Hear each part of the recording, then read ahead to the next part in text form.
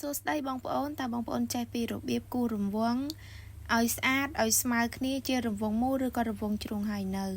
ថ្ងៃនេះខ្ញុំនឹងមកប្រាប់បងប្អូនពីរបៀបគូរធ្វើម៉េចឲ្យមានរង្វង់ស្អាតនៅពេលដែលយើង screenshot ចង់ផ្ញើទៅអ្នកណាម្នាក់ដូច្នេះបងប្អូនត្រូវចុច screenshot រូបដែលបងប្អូនចង់គូររង្វង់ហើយបងប្អូនមកចុចនៅលើរូបដែលបាន screenshot រួចហើយបងប្អូនចង់តម្រឹមឲ្យខ្លីឲ្យទូចសល់ប៉ុណ្ណាគឺស្រេចតែបងប្អូនពេញចិត្តជាដំបូងគឺយើងធ្វើការតម្រឹមសិនមកបងប្អូនតម្រឹមលើតម្រឹមក្រោមស្រេចតែបងប្អូនចង់បានរួចហើយនៅសល់រូបប៉ុណ្ណាដែលបងប្អូនចង់គូសរង្វង់បងប្អូនទៅចុចកន្លែងខ្មៅដៃនេះកន្លែងខ្ញុំគូសរង្វង់នេះយកម៉ៅទៅចុចនេះហើយបងប្អូនស្រឡាញ់ពើមួយណាបងប្អូនយកពើមួយនោះមកណាហើយទៅគូសរង្វង់ជាជ្រុងជាមូលទៅតាមដែលបងប្អូនចង់បាន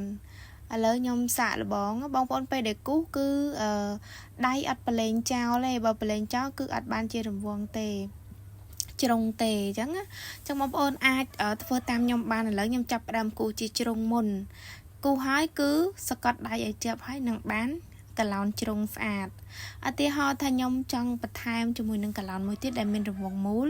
គឺបានដូចគ្នាមិនតែប៉ុណ្ណោះបងប្អូនយើងចង់គូសជារូបបេះដូងក៏បានដែរឃើញអត់គឺបានរូបបេះដូងស្អាតដូច្នេះខ្ញុំសង្ឃឹមថាបងប្អូនមើលហើយនឹងចេះធ្វើណាអរគុណបងប្អូនទាំងអស់គ្នាដែលបានមើលវីដេអូខ្ញុំ